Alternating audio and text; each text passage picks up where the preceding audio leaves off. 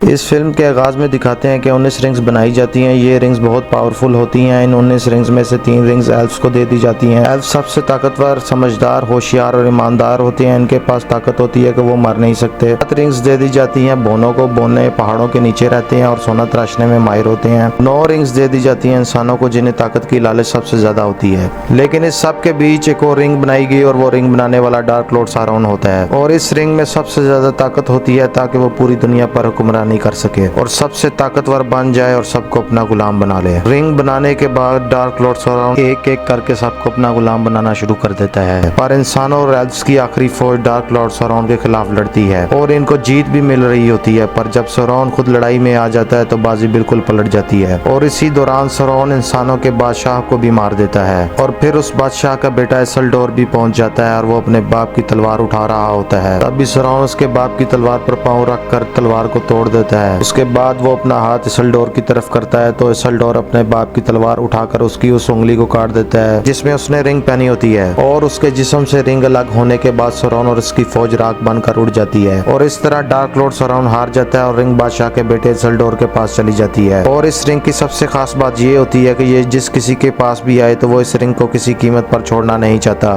जैसे वो पूरी तरह इस रिंग के कब्जे में हो। और अब जब रिंग बादशाह के बेटे इसिल्डोर के पास होती है तो उसके पास एक मौका होता है कि वो उसे खत्म करके बुराई को हमेशा के लिए खत्म कर सकता है। लेकिन वो भी इस रिंग की चाहत से बच नहीं सका और वो इस रिंग को अपने साथ रखता है। जब वो अपने फौज के साथियों के साथ जा रहा होता है तो सारोन की फौज के कुछ साथी जो बच जाते हैं वो उस पर हमला कर देते हैं। तो बादशाह का बेटा इसिल्डोर उस अंगूठी को अपने हाथ में पहनकर गायब हो जाता है। उससे भागने के लिए वो एक तालाब में कूद जाता है, लेकिन ये अंगूठी बादशाह के बेटे को धोखा दे देती है और वो उसके हाथ से निकल जाती है। और जैसे उसके हाथ से निकलती है वो दोबारा दिखना शुरू हो जाता है और ऊपर से सारोन के लोग उस पर तीर मारकर उसे वहीं मार देते हैं और वो रिंग उसी तालाब में गुम जाती है और अगले 2500 साल तक उसी तालाब में रहती है। 2500 साल के बाद वो रिंग एक बार फिर अपना शिकार चुनती है और वो रिंग चली जाती है गोलम के पास। गोलम को उस रिंग का नशा हो जाता है। रिंग उसको अपने काबू में कर लेती है और वो रिंग को पहाड़ों की गहराइयों में ले जाता है और वो रिंग गोलम को लंबी जिंदगी देती है और अगले 500 साल तक रिंग गोलम के पास रहती है। लेकिन एक दिन वो रिंग गोलम को भी छोड़कर चली जाती है। दरअसल वो पहाड़ से गिर जाती है और एक ऐसे शख्स को मिलती है जिसके बारे में रिंग ने खुद भी कभी सोचा भी ना था। और वो मिलती है एक हॉबिट को जिसका नाम बिल्बो बैगिंस होता है और वो शायर का रहने वाला होता है। हॉबिट्स दरअसल वो लोग होते हैं जो बोनों से थोड़े से बड़े और आम इंसानों से थोड़े से छोटे होते हैं। इनको ना जंग पसंद है ना ये लोग सोना तराशने में माहिर हैं। इनको जिंदगी में एक ही चीज आती है, बस खुश रहना। ये खाते पीते नाचते गाते और मस्ती करते हैं और इनका शहर शायर बहुत ही खुशहाल शहर होता है। बिल्बो बैगिंस उस अंगूठी को अपने साथ अपने शहर शायर में ले आता है। बिल्बो बैगिंस का एक दोस्त भी होता है जिसका नाम गैंडाल्फ होता है। गैंडाल्फ एक बहुत बड़ा जादूगर है। वो बहुत ताकतवर है और वो अपने जादू और अपनी ताकत कभी भी गलत जगह नहीं लगाता। वो हमेशा ऐसे अच्छी जगह इस्तेमाल करता है, यानी कि लोगों की मदद करना। और आज बहुत सालों बाद अपने दोस्त बिल्बो बैगिंस को मिलने आया है क्योंकि आज बिल्बो बैगिंस की सालगिरह होती है और बिल्बो बैगिंस को इस अंगूठी के साथ बहुत साल हो चुके हैं और बिल्बो बैगिंस की उम्र 111 साल हो चुकी है। लेकिन वो इतना बूढ़ा नहीं लगता। ये ताकत उस रिंग ने उसको दी होती है। वो किसी हालत में इस रिंग से अलग नहीं होना चाहता। लेकिन अब बिल्बो बैगिंस शहर को छोड़कर जाना चाहता है क्योंकि वो एक किताब लिख रहा होता है और वो इस किताब को मुकम्मल करने के लिए शहर को छोड़कर जाना चाहता है। लेकिन गैंडाल्फ को पता चल जाता है कि उसके पास एक रिंग है जो बहुत ही खतरनाक और ताकतवर है। वो बिल्बो बैगिंस को बोलता है कि वो ये रिंग छोड़ दे, लेकिन बिल्बो बैगिंस उसे नहीं छोड़ना चाहता। लेकिन बहुत समझाने के बाद वो उस रिंग को छोड़कर अपने सफर पर निकल जाता है। और अब जब फ्रोडो घर आता है, फ्रोडो असल में बिल्बो का रिश्तेदार होता है जिसके माँ बाप के मरने के बाद बिल्बो ने उसको संभाला होता है और इसीलिए बिल्बो के बाद उसकी हर चीज का वारिस फ्रोडो होता है। फ्रोडो गैंडाल्फ से पूछता है बिल्बो कहाँ है। गैंडाल्फ उसे बोलता है कि वो चला गया हमेशा के लिए एल्फ्स के पास और अब वो वहीं रहेगा और अपनी किताब पूरी करेगा। फ्रोडो वहाँ पड़ी हुई रिंग को उठाता है और गैंडाल्फ उसे बताता है कि ये सारोन की रिंग है जो बहुत ताकतवर है और इसकी तुम्हें हिफाजत करनी होगी क्योंकि सारोन इसको वापस हासिल करना चाहता है। और फ्रोडो बोलता है सारोन तो मर चुका है। दरअसल इन्होंने सारोन के बारे में किस्सों कहानियों में पढ़ा होता है। गैंडाल्फ बोलता है सारोन मर चुका था लेकिन उसकी रूह जिंदा रही, उसकी जान इस रिंग में कैद है और अब सारोन वापस आ गया है और पहले से ताकतवर हो चुका है और उसको दुनिया पर हुकूमत करने के लिए बस इस रिंग की जरूरत है और वो इसको ढूंढ रहा है और ये रिंग खुद अपने मालिक के पास जाना चाहती है क्योंकि ये दोनों एक ही हैं। फ्रोडो बोलता है कि हम इस रिंग को कहीं छुपा देते हैं क्योंकि ये दोनों एक ही हैं। गैंडाल्फ कहता है काश ऐसा हो सकता लेकिन ये मुमकिन नहीं है। दरअसल गोलम को पता होता है कि रिंग बिल्बो के पास है और गोलम दुश्मनों के चंगल में फंस जाता है और अब सारोन जानता है कि रिंग इस शहर में है है और वो बैगिंस खानदान के पास है और तुम्हें इस रिंग को यहाँ से लेकर जाना होगा। फ्रोडो उस रिंग को गैंडाल्फ को देना चाहता है पर गैंडाल्फ मना कर देते हैं क्योंकि उनको पता है कि रिंग के जाल से निकलना मुश्किल है और रिंग अगर गैंडाल्फ के पास गई तो उनकी ताकत कई गुना ज्यादा हो जाएगी। क्योंकि ये अंधेरे की रिंग है तो इसका इस्तेमाल गलत हो सकता है। गैंडाल्फ फ्रोडो को बोलता है तुम अभी के अभी इस शहर से चले जाओ और मैं एक बड़े जादूगर से मिलने जा रहा हूँ। वो हम सबसे ताकतवर और अक्लमंद है, उनको जरूर पता होगा आगे क्या करना है। गैंडाल्फ फ्रोडो से बोलता है कि सिर्फ दिन में सफर करना और सड़क से दूर रहना। मैं तुम्हें ब्री गांव में मिलूंगा। और जब गैंडाल्फ वहाँ से निकलने वाले होते हैं तब भी उनको लगता है कि खिड़की से कोई उनकी बातें सुन रहा है। जब वो खिड़की के पास जाते हैं तो वहाँ पर एक हॉबिट होता है जिसका नाम सैम होता है।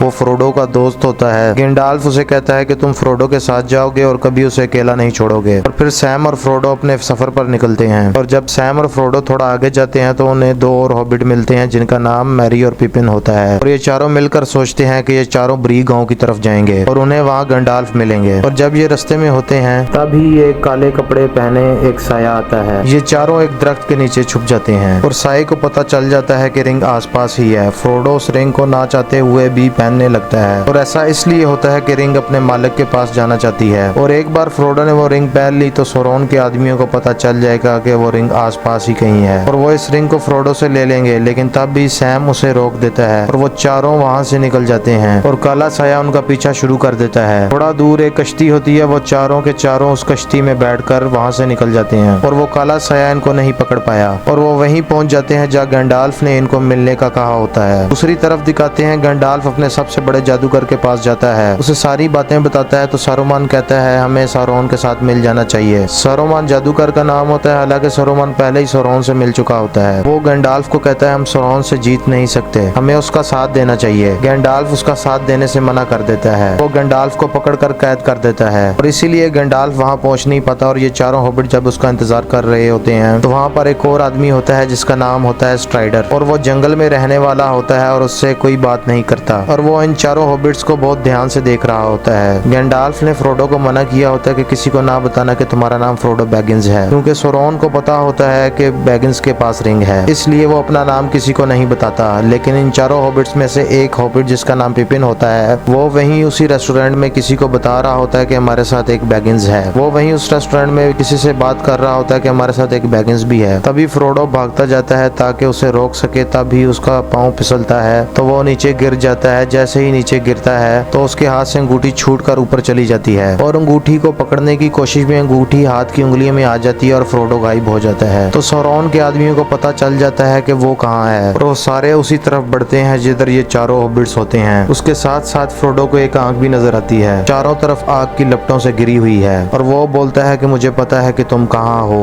और यहाँ सिर्फ मौत है। और उसके बाद फ्रोडो अपनी उंगली से वो रिंग निकाल देता है और वो वापस विजिबल हो जाता है।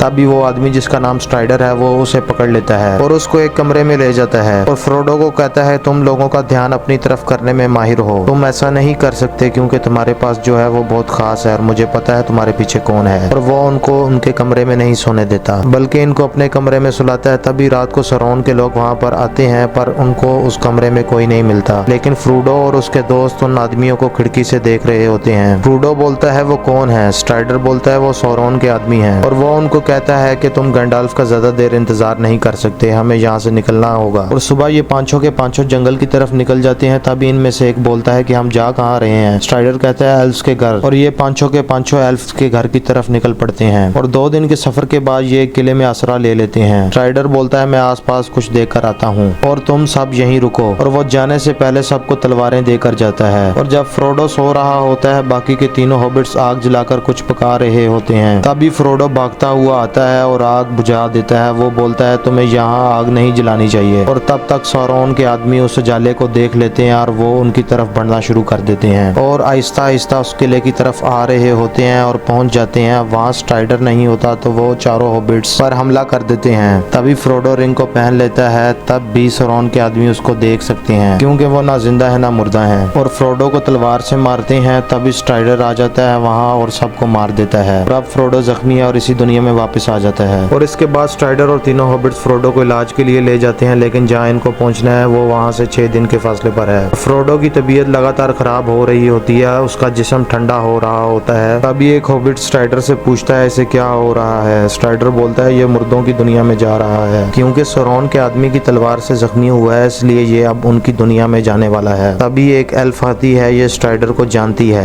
वो कहती है पिछले 2 दिन से मैं तुम सबको ढूंढ रही हूँ, और वो कहती है तुम्हारे पीछे 5 मुर्दा आदमी पड़े हुए हैं, और अब मुझे फ्रोडो को अपनी जगह रवेंडल लेकर जाना पड़ेगा, जहाँ मेरे बाबा इसका इलाज करेंगे और इसको ठीक कर सकते हैं। स्ट्राइडर उसे बोलता है 5 मुर्दा आदमी आसपास ही हैं, तुम्हें ध्यान से जाना पड़ेगा। वो कहती है एक बार मैं नदी पार कर लूँ तो वो मेरा कुछ नहीं बिगाड़ सकते, और वो उसके बाद फ्रोडो को घोड़े पर बिठा लेती है। तभी वो 5 मुर्दा लोग उसके पीछे पड़ जाते हैं, लेकिन किसी तरह से वो नदी पार कर लेती है। वो 5 जब नदी पार करने की कोशिश करते हैं तो नदी में एक सैलाब आता है और 5 के 5 इस नदी में बहकर आगे निकल जाते हैं। उसके बाद वो रवेंडल पहुंच जाती है तो उसी एल्फ का बाप फ्रोडो को ठीक कर देता है। फ्रोडो की आंख खुलती है तो सामने गंडाल्फ बैठा हुआ होता है। वो गंडाल्फ को देखकर कहता है कि आप आए क्यों नहीं। उसके बाद गंडाल्फ फ्रोडो को सारी कहानी सुनाता है कि वो कैसे उसको कैद कर लिया गया और वो कैसे वहां से छूट कर आए हैं, और अब फ्रोडो और उसके सारे दोस्त रवेंडल पहुंच चुके हैं जहाँ एल्फ्स रहते हैं। अब उन्हें लगता है कि रिंग एल्फ्स को देखकर वो शायद वापस जा सकते हैं, पर गंडाल्फ एल्फ्स के बादशाह से बात करता है तो वो मना कर देता है। वो बोलता है कि हम ये जगह छोड़ रहे हैं क्योंकि अब ये महफूज जगह नहीं रही। गंडाल्फ बोलता है कि हमें इंसानों से मदद लेनी चाहिए। एल्फ्स का बादशाह बोलता है कि इंसान कमजोर हैं और आज जो भी मुसीबत आई है ये सिर्फ इंसानों की वजह से आई है। वो गंडाल्फ से कहता है कि 3000 साल पहले मैं वहीं पर था जब सरोन की उंगली काट कर रिंग इसल्डोर के पास आई थी। मैं उसे माउंट डूम ले गया जहाँ ये रिंग बनाई गई थी, क्योंकि इस रिंग को वहीं तबाह किया जा सकता है, और मैंने उसे कहा कि इसे गर्म लावे में फेंक दो ताकि इसे हमेशा के लिए खत्म कर दिया जाए। और उसके बाद बादशाहों का वक्त खत्म हो गया और इंसान कमजोर हो गए। उसके बाद ये एक मीटिंग बुलाते हैं जहाँ अलग अलग जगह से ताकतवर लोग आते हैं, और यहाँ पर यह भी पता चलता है कि स्ट्राइडर का असली नाम एरागोन है और वो इसल्डोर की नस्ल से है और वो बादशाह का हकदार है, हालांकि उसे ये सब नहीं चाहिए होता है। और यहाँ सब आपस में लड़ रहे होते हैं कि रिंग माउंट डूम तक कौन ले जाएगा, क्योंकि उसे वहीं पर तबाह किया जा सकता है और वो बहुत खतरनाक जगह है। सबको एक दूसरे पर भरोसा भी नहीं होता। तभी फ्रोडो बोलता है मैं इस रिंग को वहाँ लेकर जाऊंगा, और गंडाल्फ उसके 3 हॉबिट दोस्त, बोनो के राजा का बेटा गिमली, एरागोन, एक एल्फ और एक सिपाहीसालार बोरोमीर, ये कुल मिलाकर 9 लोग हो जाते हैं जो रिंग को आगे ले जाने में फ्रोडो की मदद की जिम्मेदारी लेते हैं। वहीं दूसरी तरफ सरोन की बहुत बड़ी फौज तैयार होती है और इस फौज का तैयार करने में सारुमान का हाथ होता है जिसने गंडाल्फ को कैद किया होता है, और उसे पता होता है ये 9 लोग बर्फीले पहाड़ों से गुजरकर अंगूठी को तबाह करने जा रहे हैं। तभी वो उनका रास्ता रोकता है जिसकी वजह से वो बर्फीले पहाड़ों से आगे जा नहीं सकते, और अब इनके पास एक ही रास्ता होता है कि ये पहाड़ के नीचे से जाएं, यानी कि मोरिया की सुरंगों से होकर जहाँ बोनो का घर होता है। लेकिन गंडाल्फ वहाँ से नहीं जाना चाहते क्योंकि बोनो के साथ साथ वहाँ बहुत खतरनाक चीजें हैं और वहाँ से जाना बहुत खतरनाक होगा, और इसलिए गंडाल्फ बोलता है कि ये फैसला वो करेगा जिसके पास रिंग है, यानी कि फ्रोडो ये फैसला करता है कि हम सुरंगों से जाएंगे क्योंकि और रास्ता नहीं होता इनके पास। और फिर वो सुरंगों के अंदर पहुंच जाते हैं तो हर तरफ अंधेरा होता है, लेकिन गंडाल्फ अपनी छड़ी से रोशनी कर देता है और सबको रास्ता दिखाता है। और जब सुरंगों में और अंदर जाते हैं तो वो रास्ता भूल जाते हैं। तभी फ्रोडो को एक अजीब सी चीज दिखती है और गंडाल्फ के पास जाता है और कहता है हमारा कोई पीछा कर रहा है। गंडाल्फ बोलते हैं वो गोलम है, पिछले 3 दिन से पीछा कर रहा है। गोलम वही होता है जिसको सबसे पहले रिंग मिलती है और जिसके पास 2500 साल तक रिंग रहती है, कि आदमियों ने पकड़ कर पता लगाया था कि रिंग बैगिंस के पास है और अब वो उनके पीछे है। फ्रोडो बोलता है इसे इन्होंने क्यों छोड़ दिया। गंडाल्फ बोलता है छूट गया या जानबूझकर छोड़ दिया। वो उसे बताते हैं कि ये रिंग की ताकत की वजह से उस रिंग के नशे से निकल ही नहीं पाया। इसकी जिंदगी का एक ही मकसद है कि इस रिंग को पाना, और इसीलिए ये इनका पीछा कर रहा होता है। और ये लोग आगे बढ़ते हैं। आगे जाने के बाद बोनो के खूबसूरत शहर में पहुंच जाते हैं। इनके साथ होता है गिमली। ये शहर उसके भाई का होता है, लेकिन अब ये बिल्कुल वीरान पड़ा होता है क्योंकि ऑर्क्स ने यानी कि सोरोन के लोगों ने यहाँ सब कुछ बर्बाद कर दिया होता है और गिमली के भाई को भी मार देते हैं। ये सब लोग गिमली के भाई की कब्र पर होते हैं तो अचानक पीछे से एक मॉन्स्टर इन पर हमला कर देता है। ये सब मिलकर उसे मार देते हैं, लेकिन अभी मुसीबत टली नहीं होती। बहुत सारे ऑर्क्स वहाँ पर आ जाते हैं, इन पर हमला कर देते हैं और सब भागना शुरू कर देते हैं। और ये सब लोग ज्यादा दूर नहीं जाते, ऑर्क्स इन सबको घेर लेते हैं। तभी एक आवाज आती है और ये सब ऑर्क्स भाग जाते हैं, और ये आवाज होती है बालरो की, जो पुरानी दुनिया का शैतान होता है। गंडाल्फ बोलते हैं भागो, यहाँ तुम्हारी तलवारें काम नहीं आएंगी, और ये सब भागना शुरू कर देते हैं। बालरो इन सबको मारने के लिए इनका पीछा करता है और ये अपनी जान बचाने के लिए भागते हैं, और ये एक जगह पहुंचते हैं जहाँ पत्थर का पुल होता है। गंडाल्फ सबको बोलता है कि यहाँ से होकर आगे बढ़ो। जब ये सब पुल को क्रॉस कर लेते हैं तब भी बालरो वहाँ पहुंच जाता है। गंडाल्फ उसको वहीं रोक देता है और उसको पताल की गहराइयों में फेंक देता है। वो गिरते गिरते गंडाल्फ को भी अपने साथ खींच लेता है और वो दोनों पताल की गहराइयों में चले जाते हैं, और इस तरह ये गंडाल्फ को खो देते हैं। उसके बाद ये ये बच्चे 8 लोग आगे बढ़ते हैं और एल्व्स के घर पहुंच जाते हैं। एल्व्स फ्रोडो को अंदर नहीं आने देते क्योंकि उसके पास रिंग होती है। फिर जब उन 8 में से एक एल्फ उनको समझाता है तो वो मान जाते हैं और दूसरी तरफ सारुमान जो डार्क लॉर्ड सारुमान के साथ मिल जाता है वो एक नई फौज बनाता है और इस फौज का नाम ओराकाई होता है जो दिन में भी लड़ सकती है, जो कि पहली वाली फौज जिनका नाम ओर्क होता है वो सिर्फ रात को लड़ सकती है। और सारुमान अपनी फौज को रिंग लेने और इन सबको मारने भेजता है। वहीं ये 8 के 8 रात गुजार कर नदी के रास्ते आगे निकलते हैं, लेकिन गोलम अभी भी इनका पीछा कर रहा होता है। उनको डर होता है कि कहीं ये उनका पता सारोन को ना बता दे। अब ये नदी में लंबा सफर तय करने के बाद आराम करने के लिए रुकते हैं और सब वहाँ बैठे होते हैं तो फ्रोडो वहाँ से आगे निकल जाता है। दरअसल वो परेशान होता है और इसके पीछे बोरोमीर आता है। वो फ्रोडो से उसकी रिंग छीनने की कोशिश करता है पर फ्रोडो उसे रिंग नहीं देता और जब वो उसे जबरदस्ती छीनने की कोशिश करता है तो फ्रोडो उस रिंग को पहन लेता है और गायब हो जाता है। अब जब फ्रोडो ने रिंग पहन ली होती है तो दुश्मन को पता चल जाता है और वो पहुंच जाते हैं। उसी वक्त वहाँ एरागोन आ जाता है और फ्रोडो को कहता है तुम यहाँ से चले जाओ और वो दुश्मनों के साथ लड़ता है और इन सब की सौरोन की फौज के साथ जंग शुरू हो जाती है। और इस जंग में बोरोमीर जो फ्रोडो से अंगूठी लेने की कोशिश करता है वो मर जाता है, पर मरने से पहले सौरोन की आधी फौज को खत्म कर देता है और उसे अपनी गलती का एहसास भी होता है। वहीं दूसरी तरफ फ्रोडो कश्ती के पास होता है और उसकी आंखों में आंसू होते हैं। वो सोचता है काश ये रिंग मेरे पास ना होती, काश ये सब कभी ना होता। तभी उसको गैंडाल्फ की आवाज आती है। हम सबको भी यही लगता है लेकिन ये फैसला हमारे हाथ में नहीं, हमें सिर्फ ये फैसला करने का हक है जो वक्त हमें दिया गया है उसको कैसे इस्तेमाल करें। ये बात और ये लफ्ज सुनने के बाद फ्रोडो में उम्मीद की किरण जागती है और वो अकेला ही कश्ती में बैठ जाता है और आगे सफर तय करता है। पर तब तक सैम वहाँ आ जाता है और फ्रोडो के मना करने के बावजूद आगे के सफर में उसके साथ निकल जाता है क्योंकि उसने गैंडाल्फ से वादा किया होता है कि वो फ्रोडो को अकेला नहीं छोड़ेगा। फ्रोडो और सैम अपने सफर पर निकल जाते हैं और एरागोन, गिमली और एल्फ उनको उनके सफर पर जाने देते हैं और वो खुद मैरी और पिपन जो हॉबिट होते हैं उनको बचाने के लिए निकल जाते हैं क्योंकि सौरोन की फौज उनको उठाकर अपने साथ ले जाती है। ये था इस फिल्म का फर्स्ट पार्ट। इस फिल्म को 4 ऑस्कर मिले थे।